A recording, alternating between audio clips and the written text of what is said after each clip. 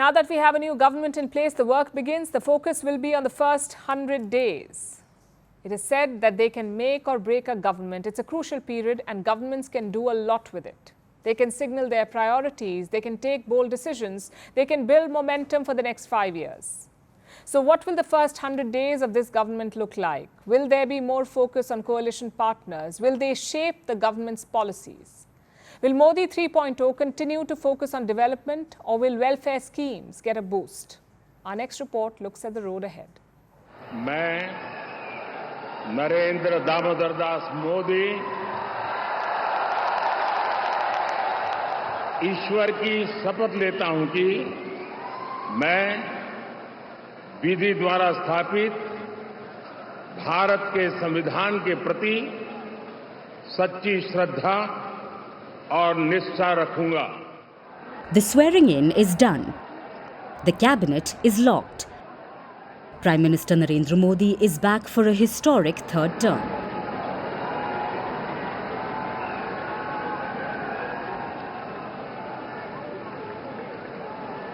So what happens next? First on the list is the new session of the Lok Sabha, that's the lower house of the Indian Parliament. This will be the 18th Lok Sabha. It's likely to be convened next week. Once that happens, newly elected candidates will take oath as members of the House. A speaker will be elected. Then the President will address a joint session of both the Lok Sabha and the Rajya Sabha, that's the upper house. It's during this session that Prime Minister Modi will introduce his Council of Ministers to both houses.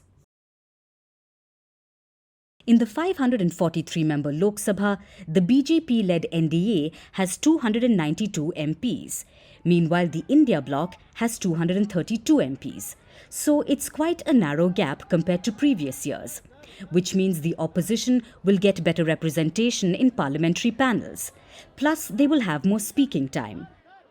With bigger numbers, they will be allotted more time to debate an issue. So it will be a bigger and better represented opposition. But it's not just the Lok Sabha that will look different. There will be a shift in the new government's policies. The BJP showcased a pro-growth investment-focused manifesto during the election campaign. But alone, the party doesn't have the majority. It is dependent on its allies. So policies will be a mixed bag. Prime Minister Narendra Modi says the focus is on development, but it's likely that welfare schemes too will get a boost. That will reflect in the new budget. The full union budget is expected in a month, sometime in mid-July. Chances are it will be a populist budget. It will focus on welfare schemes, even direct social schemes to address voter concerns. It's likely to focus on rural distress and on household savings of the middle class. Which brings us to policies and reforms. During the elections, Prime Minister Modi set an ambitious agenda, a mega 100-day plan. It involved things like a new Electricity Act, new labour laws, simplification of the GST regime, boost in income support given to farmers, insurance sector reforms, changes in the insolvency and bankruptcy code.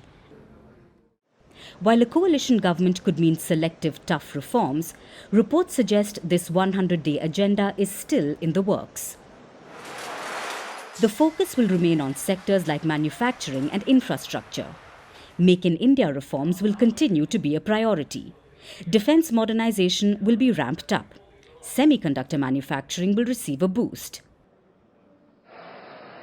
Even with all the coalition dynamics, the Modi government will push ahead with its goal of Vikshit Bharat, that is, making India a developed country by 2047.